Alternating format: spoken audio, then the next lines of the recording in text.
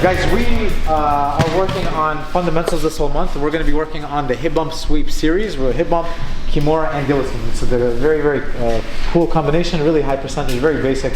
And let's see what some keys to make it work. Anybody want to be on YouTube this week, guys? Does anybody want to be? Chris wants to be on YouTube. Okay. He's on Instagram, he's on Twitter, but I don't see him on YouTube at all. All right, so I have Chris here.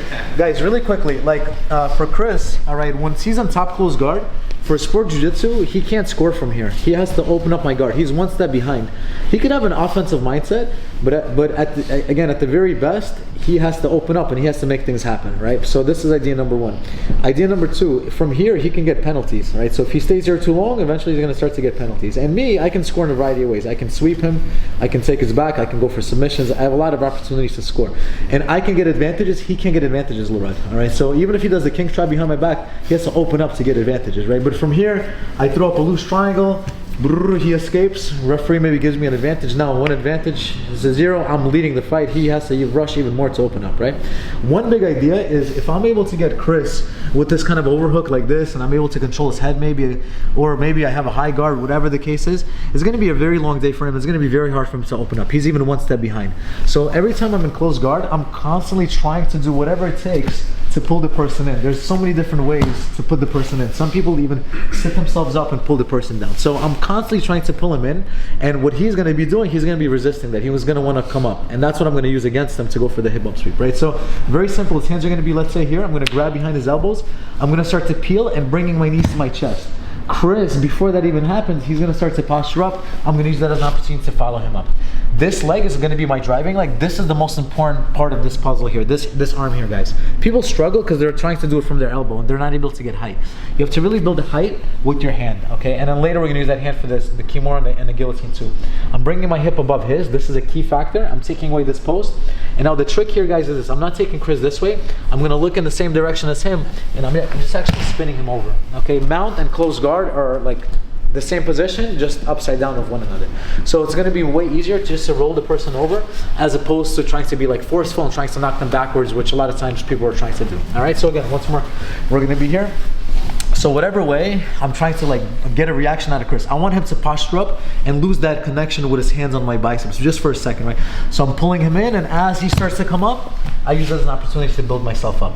Guys, here, look at his hip, look at my hip. I need to bring my hip above his. Like my hip right now is hitting his chest, all right? Now from here, I'm gonna look in the same direction as him, and I can roll him over pretty easily, okay? So part two, Chris is gonna feel that I'm coming up. So instead of coming up, he's gonna start to come back at me, right? So everything's the same. So I'm looking to pull him, he's posturing up, I'm going, and now we end up in this position here. Guys, to get the Kimura, what you wanna do is you wanna lace your fingers in that little hole like this.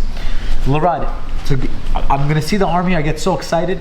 It's a really bad idea for me to go for the grip right away. Watch, he can even start to do the king trap behind my back on the arm here, and now he can put me down, and now I'm gonna be really stuck, right?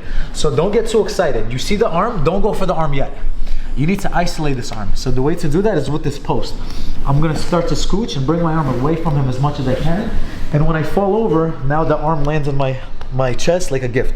He is no longer able to trap this arm at all. Now I grab the wrist, grab my own wrist, elbow gets connected to my chest, and I'm connecting his wrist to the back of his head. You can already feel it's super tight at that point. You don't really need to do that much pressure, right? So again, once we're here, we're trying the hip bump sweep. Now there's some resistance, all right? Now I'm gonna lace my fingers right into that space. And again, don't go for the grip. It's gonna be so hard to extract it. They can trap your arm behind your back. They can put pressure on you, etc. So again, look at what's gonna happen to his body. When you switch away, his body is now here, my body is here. It's like he's the bull, I'm the bullfighter. The bull went past me. Okay, this is good for me. I can grab the wrist, go for my own grip, and now I can finish him with the Kimura. And the part C is when we're here, and this is for if you have all of these pieces of the puzzle together. For the newer students, just do the first one and the second one. Part C is maybe you can't put your hand into that little hole, okay? Maybe the person is more chokeable. Some people are easier to choke, etc. The key here is this arm again, guys. Look, here I can't go for the neck. You see, I'm like doing a Kimura myself. So Miguel, I'm gonna use this hand and I'll scooch my butt back a little bit. Now that I scooted back, now I can wrap. Okay, when I wrap, it's very important to make sure there's no hair. I don't see the hairline. I can go arm in or I can go armless. Both the mechanics are going to be similar. Let's say I'm going to go arm in. Now he can't use his arm to defend himself. My chin goes to the spine, and now I'm gonna scooch in, and I'm gonna go a little bit onto my left hip on the side of the guillotine, do a little oblique crunch, like this, and then the choke comes on pretty quickly, okay? So again, once I'm here, now my arm can't go into that space, I'm gonna scooch back a little bit. Wrap the neck, arm in. Now he can't use that arm to defend himself, but it's gonna be a little bit of a slower finish. Arm less, now he can use this hand to grab my neck. Around my head, just around my head. Yes, exactly. All right, now putting pressure on me. So if you're gonna do arm less, make sure you're covering that shoulder bone. All right, so he can't wrap your head. Now I'm gonna fall a little bit to my side, lock up my guard, a little bit of an oblique crunch, bringing my elbow to my hip, and you're gonna get a finish. All right, so guys, this is 3 moves.